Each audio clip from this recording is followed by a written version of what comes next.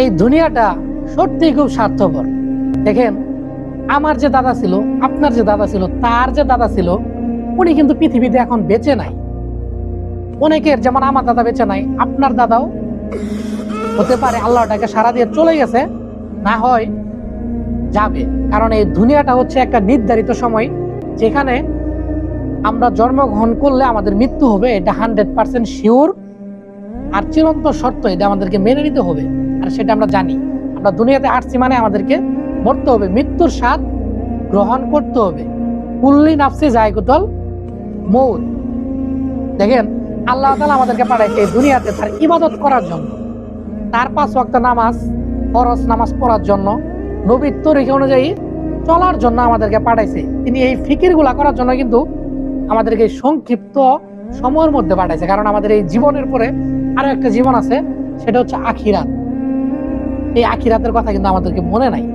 কারণ আমরা দুনিয়াতে এসে ফিকির করি কিভাবে অন্যের হক মেরে খাবো, কিভাবে অন্যের মানে টাকা পয়সা ধন সম্পদ অন্যের কিভাবে ক্ষতি করব, কিভাবে জানা বেবিচার, মানুষের জুলুম, মানুষের হক, সুদ ঘুষ ইত্যাদি কিভাবে মানুষের ক্ষতি করব, এটাই আমাদের মূল থিম, মানে কি মাথায় থাকে।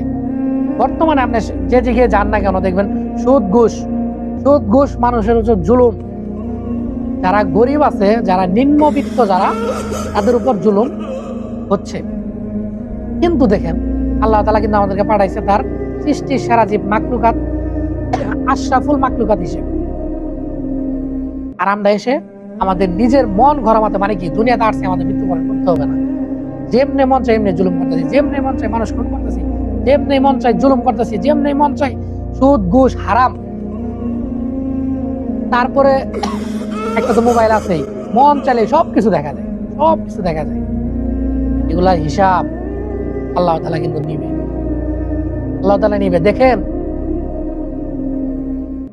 যার যে কোটিপতি তারও মৃত্যু হবে, যে ফকির তারও মৃত্যু হবে, যার পকেটে টাকা নাই তারও মৃত্যু হবে, যে পাগল তারও মৃত্যু হবে, যে ভালো তারও মৃত্যু হবে, যে খারাপ তারও মৃত্যু হবে, আমারও মৃত্যু হবে, আপনারও মৃত্যু হবে, আপনার মা বাবা, তারপর আপনার দাদা, মানে যারা আছে আপনার আত্মীয় স্বজন, যারা দুনিয়াতে পুরা দুনিয়াটাই ধ্বংস হয়ে যাবে। আল্লাহ তাআলা কিয়ামত দিবেন। কারণ এই দুনিয়াটা থাকার জায়গা না, কারণ আমাদের একটা জায়গা আছে, সেটা হচ্ছে আখিরাত। সেই আখিরাত আমাদেরকে মনে রাখতে হবে, আল্লাহর হুকুম আমাদেরকে মানতে হবে, তার 5 ওয়াক্ত নামাজ পড়তে হবে। যদিও আমরা ফিকির করি না,